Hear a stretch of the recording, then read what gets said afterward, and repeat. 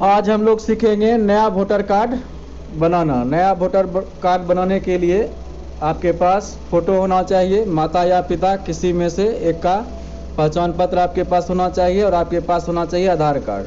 तो चलिए सीखते हैं। इसके लिए सबसे पहले इंटरनेट कनेक्ट करते हैं। अपने मोबाइल से हॉटस्पॉट ऑन कर लीजिए और यहाँ से आप कनेक्ट कर सकते हैं आप अपने कंप्यूटर को। तो देखिए यहाँ से कनेक्ट हो गया है। कनेक्ट करने के बाद यहाँ से ब्राउज़र ओपन करेंगे। ब्राउज़र ओपन करने के बाद ब्राउज़र ओपन करते हैं। ब्राउज़र ओपन करने के बाद उसमें गूगल लिखेंगे। गूगल लिखने के बाद उस वेबसाइट पर चलेंगे जिसका नाम है NVSP। तो लिखते हैं यहाँ पर सर्च बॉक्स में NVSP। लिखने के बाद सिलेक्ट कर लेंगे। सबसे पहला ऑप्शन है नेशनल वोटर सर्विस पोर्टल, यहाँ क्लिक करना है। क्लिक करने के बाद सबसे पहले इसमें एक आईडी बनाएंगे। तो देखते हैं पहले वेबसाइट में क्या क्या ऑप्शन आता है। देखिए यहाँ से आप डाउनलोड कर सकते हैं। नया ऑप्शन दिया है एपिक डाउनलोड वाला जो हरा कलर में है। ये देखिए नीचे इसका रजिस्ट्रेशन कर सकते हैं। अगर आपका पहले से बना हुआ है तो आप लॉगिन कर सकते हैं, और पहले से अगर बना हुआ नहीं है तो आपको सबसे पहले रजिस्टर्ड करना होगा। रजिस्टर करने के लिए आपके पास मोबाइल होना चाहिए और आपके पास एक ईमेल आईडी होना चाहिए जो ओपन होता हो। तो चलते हैं रजिस्ट्रेशन करने के लिए। यहाँ लॉगिन पर क्लिक करते हैं। लॉगिन पर क्लिक करने के बाद अगर पहले से आपका बना हुआ है आईडी और पासवर्ड, यहाँ आईडी लिखेंगे और उसके नीचे यहाँ पर पासवर्ड लिखेंगे और इसको कैप्चा बोलते हैं। अगर कैप्चा अगर आपको समझ में नहीं आ रहा हो तो यहाँ उसके नीचे रिफ्रेश वाला बटन क्लिक करेंगे और तब तक क्लिक करते रहेंगे जब तक आपको ये समझ में नहीं आ जाए कि कैप्चा में लिखा हुआ क्या है। जब समझ में आ जाए कि उसमें क्या लिखा हुआ है तो यहाँ से आप, अगर आपको नया बनाना है तो यहाँ नीचे क्लिक करेंगे न्यू। उसके बाद यहाँ से आएंगे, यहाँ पे अपना मोबाइल नंबर डालना है। मोबाइल नंबर डालने के बाद यहाँ से कैप्चा इनपुट करना है और सेंड OTP करना है। तो मोबाइल नंबर डाल दिए हैं। देखिए यहाँ से कैप्चा डालना है। कैप्चा फिर बताए थे कैप्चा सही डालना है। अगर आपको कैप्चा समझ में नहीं आता है तो यहाँ से रिफ्रेश कर कैप्चा को चेंज कर सकते हैं और यहाँ से सेंड OTP क्लिक करेंगे। अगर सही कैप्चा नहीं डालेगा तो नहीं जाएगा। देखिए OTP चला गया है। इंटर OTP, यहाँ पर अपना OTP डाल देंगे और यहाँ से वेरीफाई करेंगे। तो सही कैप्चा नहीं डालने पर यह वर्क नहीं करता है। उसके बाद यहाँ नीचे आएंगे, यहाँ से ईमेल आईडी डाल देंगे। उसके बाद यहाँ से पासवर्ड डालेंगे। पासवर्ड में ध्यान रखेंगे, बता रहा है कि 6 कैरेक्टर 6 अक्षर से कम आप पासवर्ड नहीं डाल सकते। उस 6 अक्षर में कम से कम एक अक्षर अंक में होना चाहिए और एक अक्षर स्पेशल कैरेक्टर का उपयोग कीजिएगा, जैसे कि @ हैश, ये सब स्पेशल कैरेक्टर कहलाते हैं। और एक अक्षर आपको कैपिटल में लिखना होगा। तो कैपिटल में, स्मॉल में, अंक में और एक स्पेशल कैरेक्टर का उपयोग करके आप पासवर्ड तैयार कर लीजिए। और आपका अगर पहले से बना हुआ है तो यहाँ से लॉगिन करते हैं। तो चलिए हम लोग आगे देखते हैं। यूज़र नेम यहाँ डालना है और यहाँ से पासवर्ड डालना है। और अगर आप पासवर्ड भूल चुके हैं, आपने आईडी बनाया और पासवर्ड भूल चुके हैं तो यहाँ से फॉरगेट पासवर्ड का उपयोग करेंगे। फॉरगेट पासवर्ड पर क्लिक करेंगे। तो पासवर्ड नहीं पता, पासवर्ड यहाँ डाल कर देखिए। अगर आप भूल गए हैं पासवर्ड, यहाँ से कैप्चा चेंज करेंगे। जब तक कैप्चा समझ में नहीं आए तब तक उसको चेंज करते रहना है। जब लगे कैप्चा इसको हम लिख सकते हैं, समझ में आ रहा है, ये कैपिटल, स्मॉल और नंबर का कॉम्बिनेशन होता है तो उसका उपयोग करेंगे। तो यहाँ से पासवर्ड डालने का प्रयास करते हैं। पासवर्ड डाल रहे हैं, पासवर्ड लिख दिए हैं। पासवर्ड लिखने के बाद यहाँ से इसमें कैप्चा डालेंगे और कैप्चा जो है वो स्मॉल में, कैपिटल में, और कभी कभी इसमें आपको नंबर का भी उपयोग करना होता है। तो कैप्चा डाल दीजिए इसमें।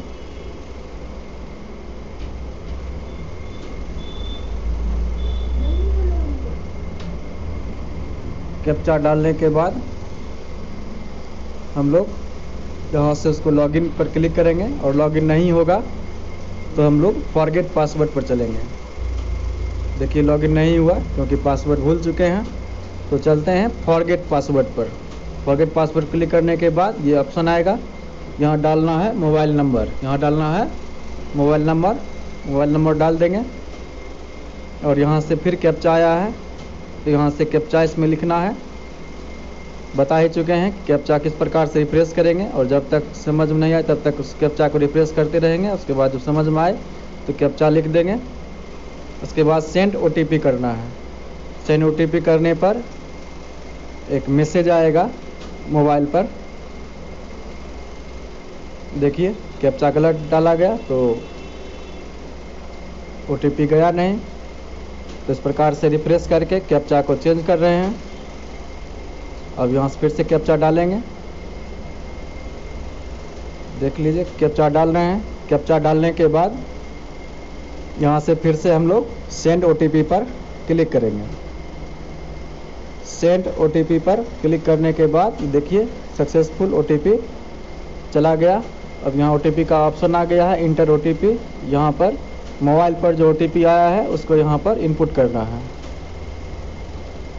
उसके बाद पासवर्ड में उसी प्रकार से कैपिटल, स्मॉल, नंबर और स्पेशल कैरेक्टर का उपयोग करना है। तो इसमें OTP डाल रहे हैं जो मोबाइल पर मैसेज में आया है। तो OTP डाल दिए हैं और यहाँ से OTP वेरीफाई कर दिए हैं। सक्सेस हो गया है। और यहाँ से पासवर्ड फिर से बनाते हैं, कैपिटल, स्मॉल, नंबर और स्पेशल कैरेक्टर का उपयोग करके। तो हम पासवर्ड यहाँ पर लिख रहे हैं, कैपिटल, स्मॉल, नंबर और स्पेशल कैरेक्टर। स्पेशल कैरेक्टर फिर बता रहे हैं जैसे कि @ _##, इस सब का उपयोग करके आप पासवर्ड तैयार कर सकते हैं। पासवर्ड 6 डिजिट से कम नहीं होना चाहिए। और यहाँ से चेंज पासवर्ड पर क्लिक कर दिए हैं। चेंज पासवर्ड पर क्लिक करने के बाद देखिए लिखा हुआ है your password has been successfully. अब यहाँ से लॉगिन करते हैं। लॉगिन करने के लिए यहाँ पर यूज़र नेम में वही नंबर डाल देना है, मोबाइल नंबर ही यूज़र नेम में डालना है। उसके बाद यहाँ से पासवर्ड में जो अभी पासवर्ड बनाए थे कैपिटल, स्मॉल, नंबर और स्पेशल कैरेक्टर का उपयोग करके उसको यहाँ लिख देना है। और कैप्चा वही जो सामने में है, अगर सही से आपको पता चल रहा है कैप्चा तो यहाँ लिख देना है, नहीं पता चल रहा है तो यहाँ से रिफ्रेश करना है। तो रिफ्रेश करने के बाद यहाँ से कैप्चा इनपुट करेंगे और लॉगिन करेंगे। तो इस प्रकार से आप रजिस्टर कर सकते हैं। अगर पासवर्ड भूल गए हैं तो पासवर्ड को वापस ला सकते हैं। वापस पासवर्ड लाने के बाद लॉगिन करके आप आगे वोटर कार्ड अप्लाई करते हैं। चलिए देखिए खुल गया है। अब यहाँ से आप डाउनलोड कर सकते हैं। अगर आपका पहले से किया हुआ है अप्लाई तो डाउनलोड करने का ऑप्शन है, नहीं है तो यहाँ से न्यू एनरोलमेंट पर क्लिक करेंगे। देखिए सारा ऑप्शन यहाँ पर है। आप करेक्शन भी कर सकते हैं। माय प्रोफाइल यहाँ से लॉग आउट करने के लिए है, यहाँ से डाउनलोड करने के लिए है और यहाँ से नया वाला अप्लाई करने के लिए है। तो नया वाला जहाँ से अप्लाई करना है वहाँ से इसको क्लिक करते हैं। आप अपना कुछ डॉक्यूमेंट स्कैन करके रख लीजिए। देखिए यहाँ से ऑप्शन आता है आई रिसाइड इन इंडिया, भारत में रहते हैं या भारत से बाहर रहते हैं, आउटसाइड ऑफ इंडिया, यहाँ सेलेक्ट करना है आई रिसाइड इन इंडिया। और यहाँ से सिलेक्ट करेंगे अपना कॉन्स्टिट्यूशन जिसमें आप रहते हैं। यहाँ से बिहार सेलेक्ट कर लेंगे राज्य में। उसके बाद देखिए यहाँ से सिलेक्ट करेंगे असेंबली, जिस असेंबली में आप रहते हैं उस असेंबली को यहाँ पर सिलेक्ट करना है। तो यहाँ से हम अपना असेंबली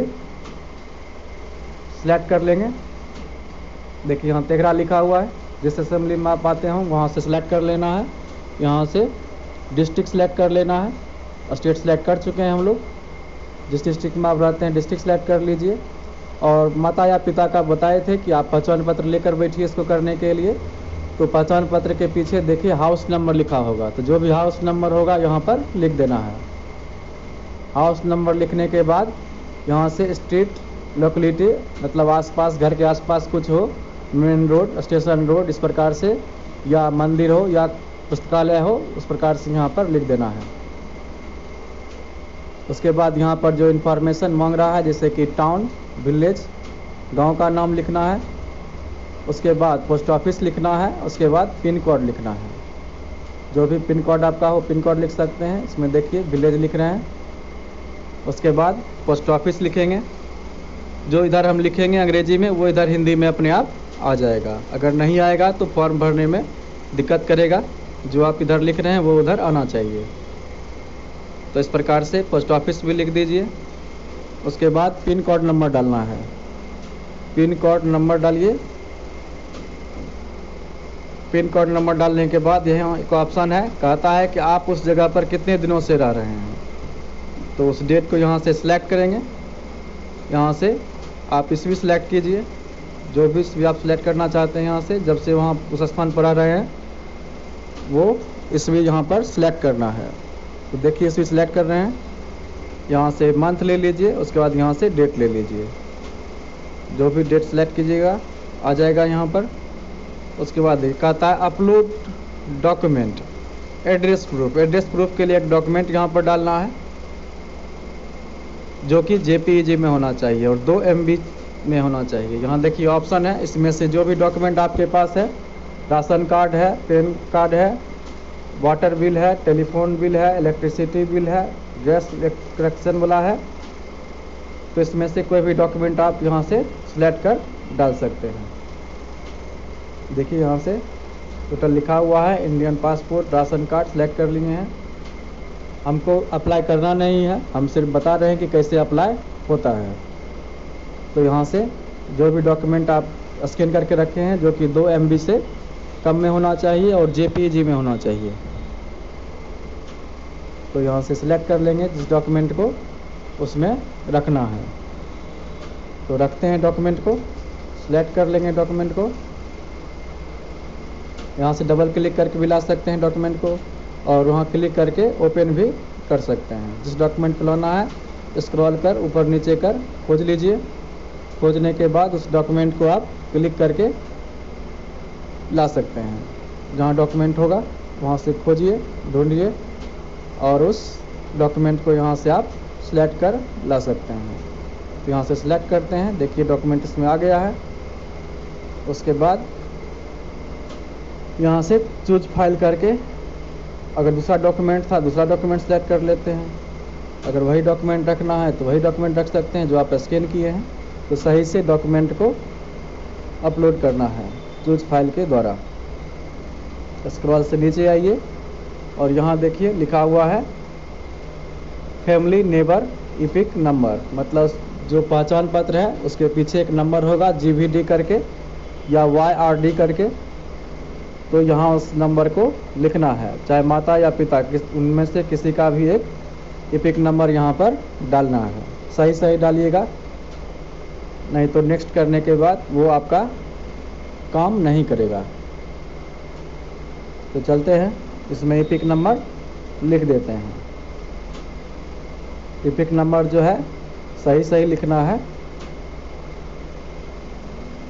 तो इपिक नंबर डालते हैं इसमें।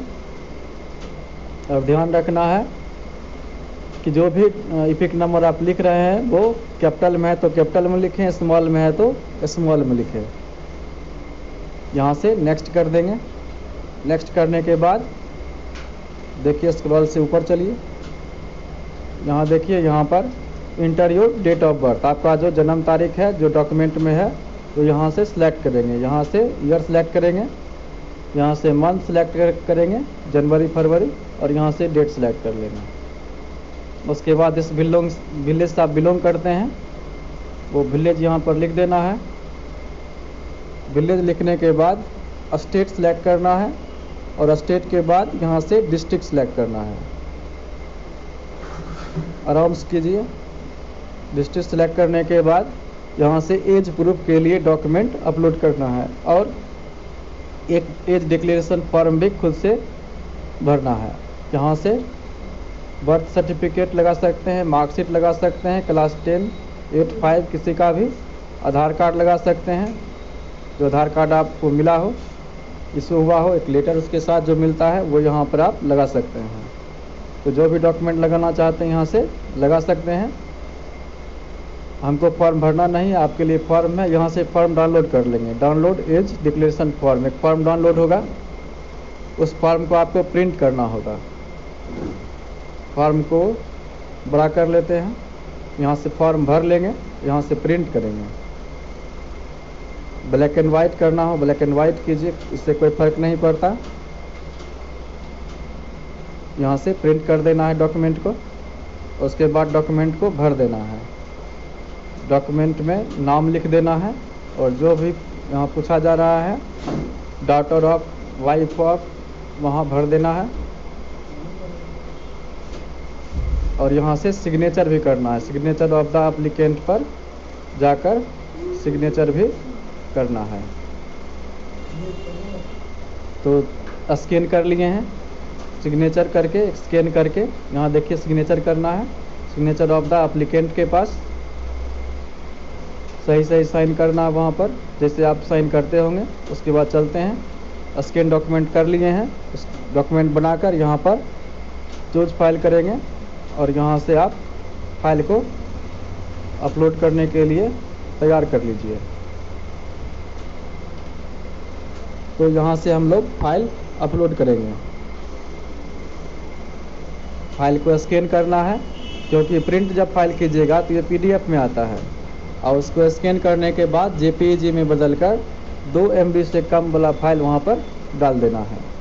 उसके बाद बढ़ते हैं आगे। नेक्स्ट करने के बाद यहाँ से नाम लिखते हैं,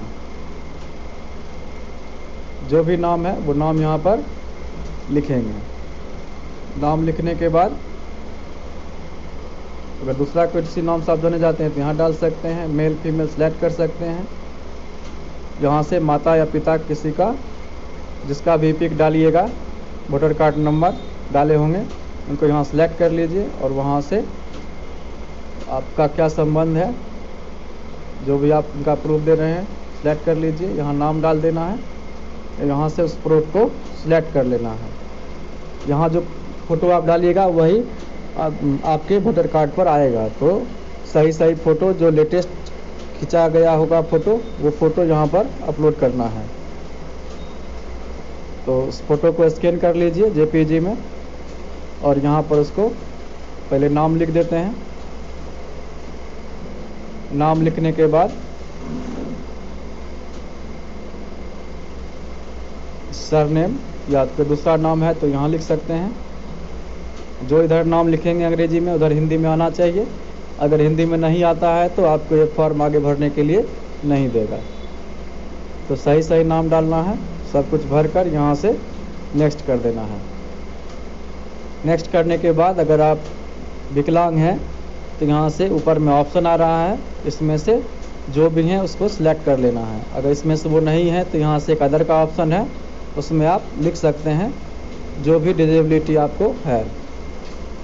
थोड़ा समय लेता है, सर्च कर रहा है। और यहाँ से आप एक ईमेल आईडी और मोबाइल नंबर सही सही डालना है, जिससे कि आपको जब आपका बन जाएगा वोटर कार्ड तो डाउनलोड करने में आसानी होगा। यहाँ ईमेल आईडी डाल देंगे और यहाँ से मोबाइल नंबर डाल देंगे। सही सही मोबाइल नंबर और ईमेल आईडी डालेंगे, जिससे कि आपको डाउनलोड करने में आसानी हो। नीचे देखिए जो जो आप भरे हैं वो सारा फॉर्म में नीचे आ गया है, और चेक कर लीजिए कि आप सही सही भरे हैं या नहीं भरे हैं, और यहाँ से सबमिट करना है। तो यहाँ ईमेल आईडी और मोबाइल नंबर सही सही डालकर नेक्स्ट कर देना है। इसके बाद यहाँ पर प्लेस, स्थान जहाँ से आप बिलोंग करते हैं, तो स्थान का नाम डाल दीजिए, कंस्टिट्यूशन का। जैसे आप तेघरा है तेघरा डालिए, बेगूसराय है बेगूसराय डालिए, जो भी है यहाँ पर लिख देना है। उसके बाद नेक्स्ट कर देना है।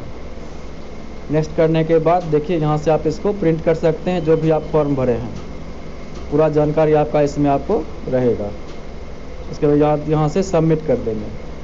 सबमिट करने के बाद थोड़ा समय लेगा इसको फैच करने में। अगर आप सही जानकारी सब कुछ डाले हैं तो ये आपका सक्सेसफुल सबमिट हो जाएगा।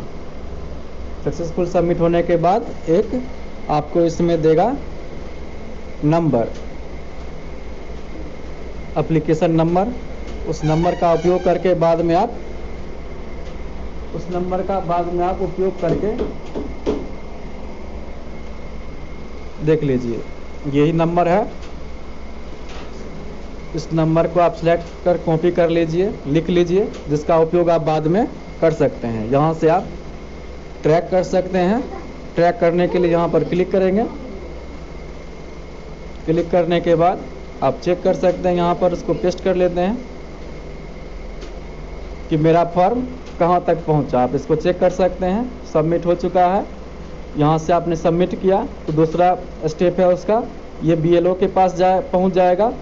जो आपके आसपास के BLO होंगे, BLO इसको सर्टिफाई करेंगे, फील्ड वेरिफिकेशन करेंगे। फील्ड वेरिफिकेशन में चेक किया जाएगा कि आप ये जानकारी सही है कि नहीं है। उसके बाद यहाँ से आपका एक्सेप्ट और रिजेक्ट का ऑप्शन आएगा, और ये जब बन जाएगा तो आप उसको डाउनलोड कर पाइएगा। धन्यवाद।